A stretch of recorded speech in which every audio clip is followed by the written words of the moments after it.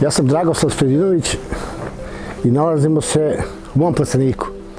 To je plastenik za sopstvene potrebe i možete da vidite da ovdje ima svega pomalo. Ima i paradajza i paprike, nekoliko vrsta paprika, nekoliko vrsta paradajza. Ovo je proizvodnja zdrave hrane bez upotreba pesticida, znači ovdje nema hemije. Sama proizvodnja, prilikom zasnivanja proizvodnje korišćena je maska koja je inkorporirana u zemljištu protiv zemljišnih štetočina. Rasad je potapan u protektoru i još 3 preparata koje sam koristio u toku proizvodnje, to jeste Krinet protiv bolesti lista, maska Univerzal protiv vaši i spoljašnjih štetočina i dodao sam Afido koji je pojačavao samo dejstvo i malo veći problem što se tiče vaši.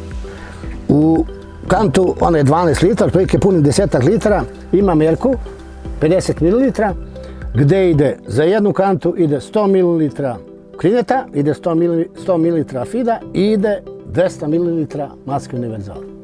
Zajedno idemo i sa nekim od folijenih đubriva, ja koristim Utonic Plus i to je kombinacija koja je dala ovakvu proizvodnju.